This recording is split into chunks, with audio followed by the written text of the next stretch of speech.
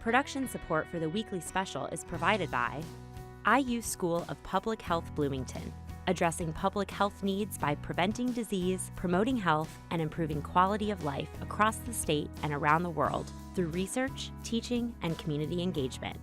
The Al Cobain Recognition Endowment Fund, established by friends and family of Al Cobain to support jazz initiatives on WTIU and WFIU.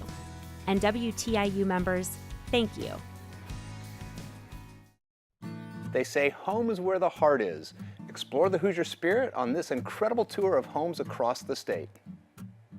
Journey to a 19th century wonder, the Jane Ross Reeves octagonal home. Delight in a modern-day pyramid inspired by wonders of the ancient world. Learn how an Evansville community saved the work of a Frank Lloyd Wright apprentice. And travel underground to the Batesville Dome Home, gaining national attention. Find the home of your dreams on tonight's weekly special.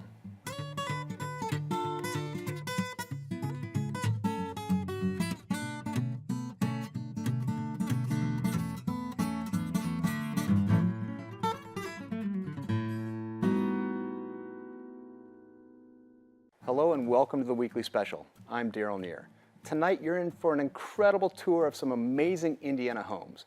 And we're going to begin with Jane Ross Reeves' home. Now, she was a descendant of Betsy Ross, and in 1879 she built her perfect home, albeit an unusual shape. In 1876, widower Jane Ross Reeves, a descendant of America's beloved Betsy Ross, happened upon blueprints in a magazine advertising for an octagonal home. It promised health benefits from better air circulation and plenty of room for her 12 children. She knew she had to have one, and so she tucked away silver dollars until she had saved enough money, $2,300 worth, to begin construction at her farm in Willow Branch, Indiana. The home was completed in 1879, but as the generations passed and the farm changed hands, the house was abandoned, left to deteriorate until its inevitable destruction.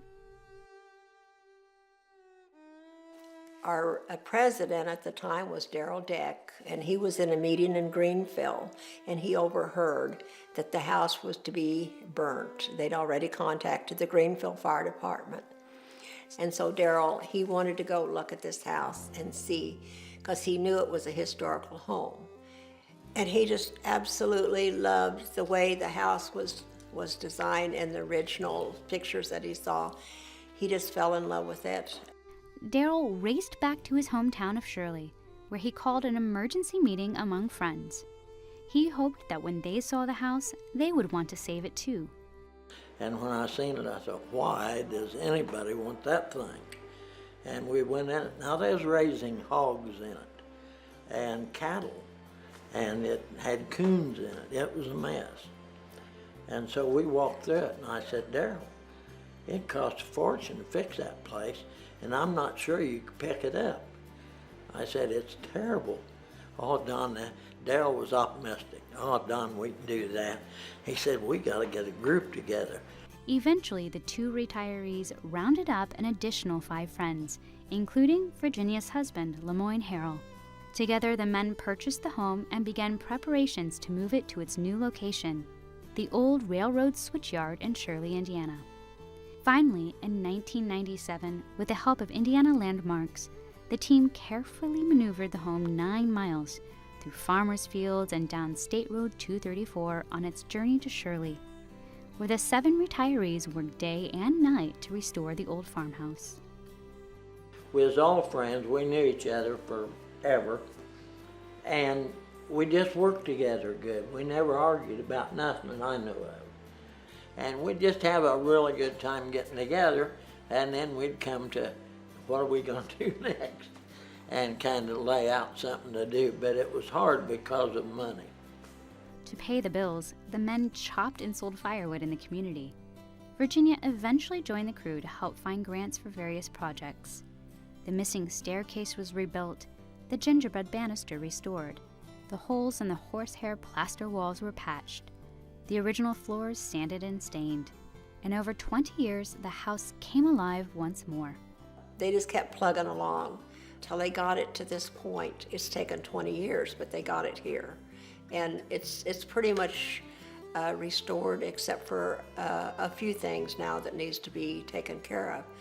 But I never thought it would ever look like this. Not really. Today, the home is on the National Register of Historic Places, and it's no wonder. Of the 2,000 octagonal homes built, only 5 remain in Indiana, and the Jane Ross Reeves home is the only one to not have been altered. But community members have sponsored the restoration of the rooms back to their previous state, guided by the recollection of Jane's grandchildren and the determination of the men. Sadly, only 3 remain today. But their work continues, and visitors can see them at the house as always. It has a wonderful atmosphere. Being in this home is a pleasant place to be, and I've been in it all the time since '94. It's been a joy. It's not a problem. It's not hard. It's not like I'm taking time out of my day to be here today. I'm here because I love it. It's a gathering place for the entire community now. It brings people to Shirley. They know where we're at now. We were trying to preserve the history for the future generation, that they can come and take tours. They can see what life was like in 1879. Each month, the group hosts a chicken noodle dinner, and each December, hundreds visit the home for its annual Christmas tree display. It's all a part of the group's desire to create new memories of friends and family and the Jane Ross Reeves home once more. Every day it looks more beautiful to me. I can see the love that these men have put into it, and the love that I put into it.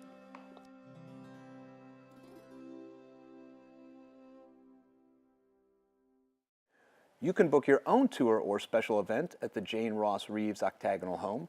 Call Virginia Harrell at 765-738-6736. Now, if you want to visit a pyramid, you don't need to travel to Egypt. You can go to Brown County and see a 9,000 square foot home that harkens back to an ancient time.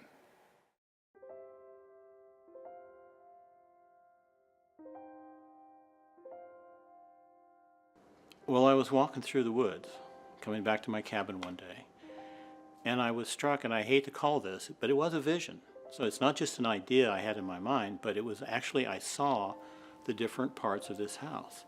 I had never built anything, never designed anything, but I had this idea, and it was so compelling that I just devoted all my attention to it. So I taught myself how to build. I had to borrow a hammer and saw to start. Inspired, Daniel started acquiring timber from friends and neighbors, trying his hand at smaller scale structures while looking for the perfect property for his new home. Someone knew I was looking for land, so they saw this over here and they suggested I come look at it. I looked at it, I walked it, and I liked it. But when I got right to where the center of the house was, I had a feeling. It just felt like, I don't know, home or something, a feeling. So I thought, this is the spot. When I first started, I was 23. I just followed my inspiration and my vision. I didn't have any idea how to do it, but I just followed it. And I started figuring out, how do you do that? It taught me to become an architect. I had to learn design, so I learned to start drawing. I had to learn engineering. So slowly, all this stuff just came to me. I developed it into me to manifest the dream I had. The quest led Daniel to actually pursue architecture as a career, starting with log cabins and evolving into more sophisticated designs and structures. So I started with a 60-foot, 6-pointed star. I didn't have a lot of money. I had $700 to start. And so I dug the foundation by hand, poured the concrete, got the logs for the post and beam structure, which is a very easy and strong way to build a building, and just worked from there. What the hell is it? I heard that a lot from the neighbors. They had no idea what I was, and they had never seen anything like this. And they kind of went along with me because of me, but they had no idea. They didn't understand. But the doubts didn't stop friends and neighbors from jumping in to help with construction, harkening back to an era when communities would build together. I needed to get these big logs up there, and they were 32-foot long logs, a lot of weight. I had no idea how to do it, but there was a neighbor over here, a real old-timer. and he grew tobacco, but he used a team of horses. So he knew something about barn raising, so he comes over to help me. The neighbors around the area heard about it, so the church people came down on Sunday, and my friends from Indianapolis came down, and it was just like this barn raising. It was just a wonderful experience. And we put smaller logs from the ground up to it like a ramp, and then we all, maybe 10, 12 of us, rolled the logs by hand up the ramp. And then once we got them up here, we chopped them out, pegged them together with black walnut pegs, and then put ropes to the top of trees down to pulleys to the bottom to the team of horses. And they pulled, and the sides came up. Then they went back together, and we pegged them together with black walnut pegs.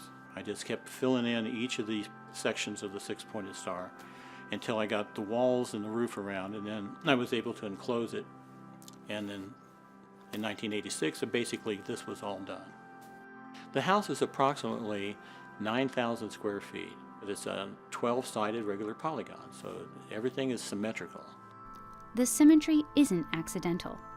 The entire house is proportional. Door for door, staircase for staircase.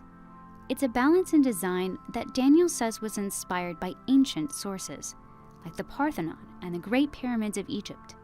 Well, the whole house is based on sacred geometry, and the center of the floor design is a 108-petal lotus.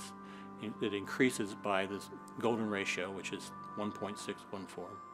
So there's this natural harmonic proportion in it. So I tried to use sacred geometry in all the designs and all the proportions of the house because it's naturally harmonic, and people sense that, they feel it. Ancient inspired design can be found throughout the property.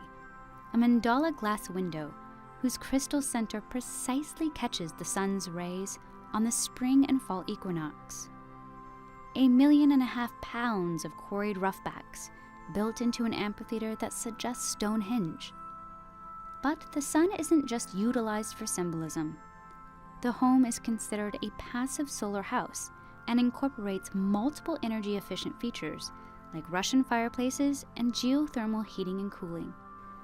Well, I've never stopped working on the home. I mean, I won't stop till I die, I don't think, because I always something to keep going with. But you can imagine if you build a room 40 years ago and you keep building all these rooms, by the time you get back around to that room, it needs remodeling. So it's just like an endless cycle.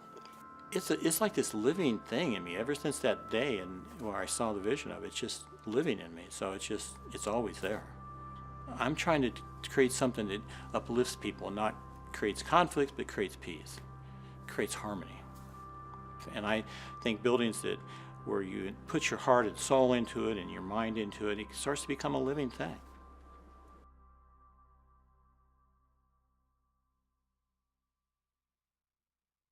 Great design can be found on a smaller scale in Evansville, Indiana, at a tiny bungalow with a connection to an iconic architect. Visitors to the University of Evansville may not realize that the small brown bungalow tucked on campus has been named one of Indiana's must-see buildings. The Peters-Margedant home, designed and built by Evansville native Wes Peters, who gained notoriety as Frank Lloyd Wright's right-hand man. The more you read and hear about Wes Peters, the more you appreciate what a brilliant guy he was. Wes Peters graduated from high school at Bosse High School here in Evansville in 1929, and then moved on to Evansville College for 1 year, transferred to MIT for 2 years where he studied architecture.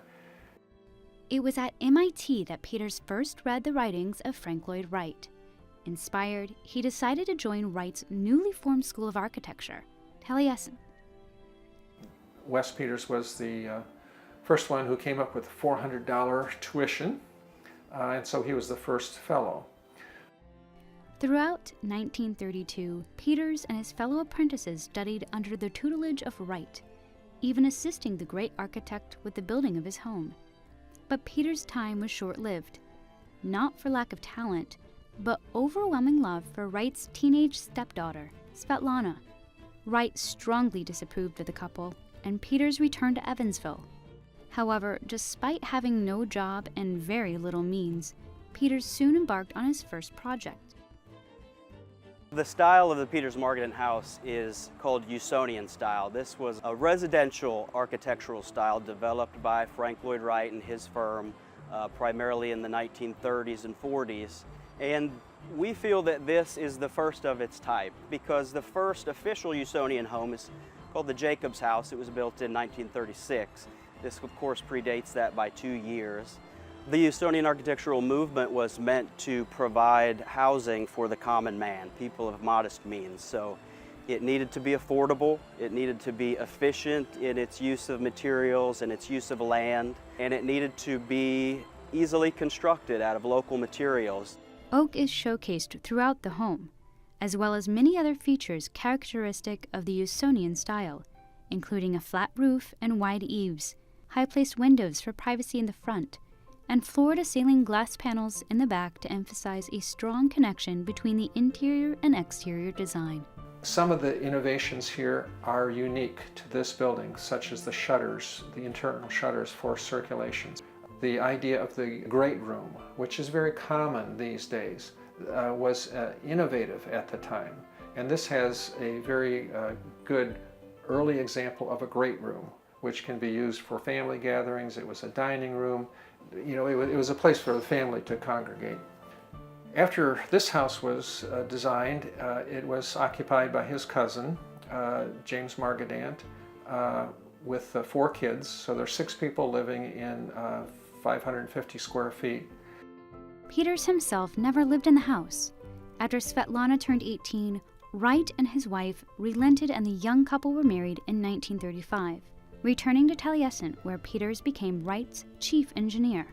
After Wright died in 1959, Peters took over as president of the Taliesin Associated Architects, completing many of Wright's projects as well as designing his own buildings. And while his first design was not forgotten, it was in jeopardy, landing on Indiana Landmark's 10 Most Endangered list in 2012. About 4 years ago, a group of people, community members, came together and they were concerned with preserving this house because it had been vacated in 2012. People from that group included representatives from the mayor's office, from Indiana Landmarks, concerned community members, and then UE. And we were brought into the discussion as a possible place for this house to be moved to. As a professor of art history at the university, Heidi helped lead the search for the home's new location, selecting a spot right next to the very engineering building Peters had attended while at Evansville College. Indiana Landmarks stepped in to purchase the abandoned home with a grant from the city, and friends of the Peters-Margedant House group raised the money necessary to fund both the home's move and restoration. On August 22, 2016, after 2 years of meticulous planning, the home was carefully carried 1.5 miles to its new location on the University of Evansville campus. The real integrity of the home was in its interior. The fact that the woodwork had never been painted was pretty phenomenal. And we knew that bringing together the groups that we did, that we could reconstruct it as close to its original condition as possible. On March 30th, after 4 months of hard work, the Friends of the Peters-Margedant House group, along with Wes Peters' son Brandok, officially dedicated the home. For Heidi, the house serves as a perfect educational tool for her museum and gallery study class, where students can learn how to lead tours and create exhibit materials in a real-life environment.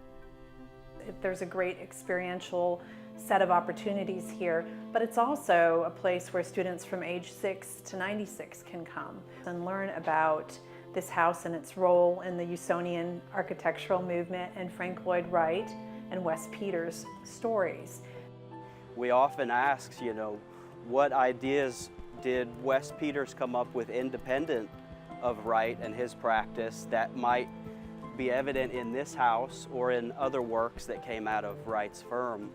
It's very difficult to determine, but as this house and this project promotes the discussion about William Wesley Peters, we think more and more of his contributions to modern architecture will come to light.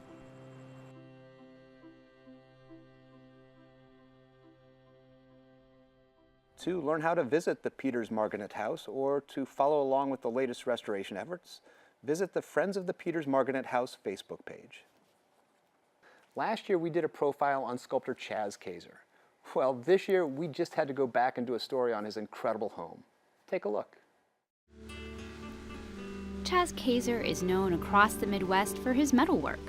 But what many don't know is what wonders lie just beneath the surface. 25 years ago today, I was working on this house. And the house Taz was creating was anything but ordinary. Friends would look at me when I'd tell them what I was doing, and they just, again, they would shake their head and smile and think, ah, it's just Chaz. But I knew it was cool, I knew it was going to work. My father thought maybe I should be committed. I told my father that I wanted to build an in-ground passive solar dome home, and he just kind of shook his head. But he supported me, and together me and him built it, and it turned into a great house, of which that he was probably more proud of it than I was. Taz was able to bring his idea to life with the help of an underground home company called Earth Shelter Systems. Together, they created the design and blueprint for his home. It comes in on a tractor trailer. You get all the material, bring it to your site, and you just bolt it together. It's really simple to do, and I'd had friends that come over would help me wire tie rebar and help me frame and help me plaster and help me lay down the floor. And my father would sit back here on a bucket and cut 4-inch concrete wires all day long and just cut them and cut them and cut them and cut them and cut them. And then that night, then he would be on the outside, I'd be on the inside. I'd poke them through, he'd twist them off, I'd poke it through, and he'd twist them off. Taz brought in a company that specializes in using compressed air to shoot concrete onto structures. They work 12 hours non-stop to complete the roof. They work like bees. They just work really, really hard, really, really fast, because it's setting up really quickly. There are 72 yards of concrete on this house. And this house is able to withstand a D9 bulldozer on top, which is a very big bulldozer. As Taz neared closer to the completion of his home, his strength and willpower was put to the test. The range of emotions for building a house like this, from start to finish, is excitement in the beginning and enthusiastic. And I'm not too proud to say that about halfway through, I sat outside and cried because I didn't know how I was going to get it done. So I'm working a full 8 to 10 hours a day in my job. I come back here, work till midnight, go to the house, take a shower, crash, wake back up, and start the process all over again. And that was for 6 months. And then when it's all said and done, to sit out on the courtyard and remember back, and it makes you feel really, really good. You do just get a really nice sense of pride that you created something like this. And the peacefulness of the house extends far beyond the cocooned walls.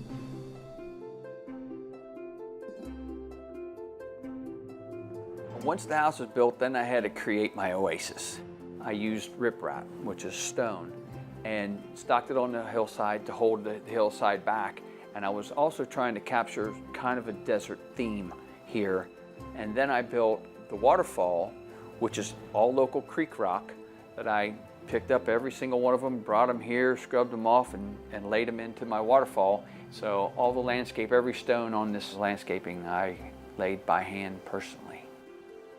Taz's desert theme extends from the courtyard to the southwest ambience of the home, complete with handcrafted metal art, vegas, and cactus that sprout in the Midwest winter. One would say that personality-wise, having a desert Southwest themed house in the center of the Midwest is rather unique, and I guess that would be my personality as well. And it's not just the decor that reflects Chaz's character.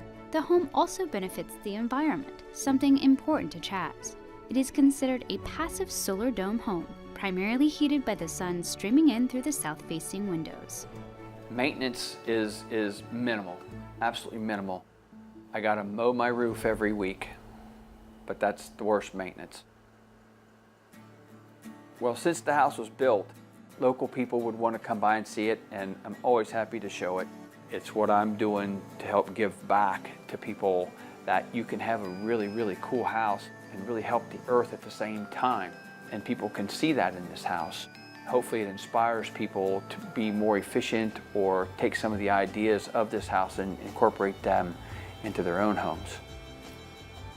And the home has not only positively impacted the environment, it's also impacted Chaz's life. I open the door and walk in, and it's a cozy, very warm feeling, a big kind of feeling when you walk in. It's always a nice homecoming. To see more examples of Chaz's extraordinary work, visit amstudio.us.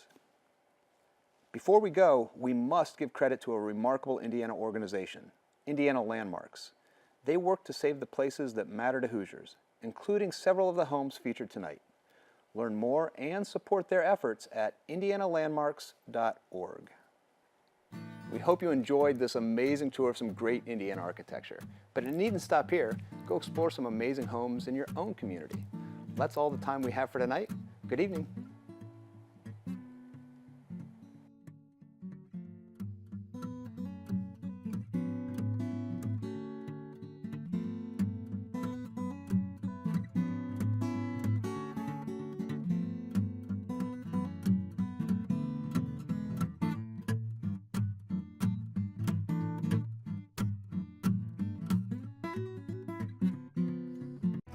Production support for the weekly special is provided by IU School of Public Health Bloomington, addressing public health needs by preventing disease, promoting health, and improving quality of life across the state and around the world through research, teaching, and community engagement. The Al Cobain Recognition Endowment Fund, established by friends and family of Al Cobain to support jazz initiatives on WTIU and WFIU. And WTIU members, thank you.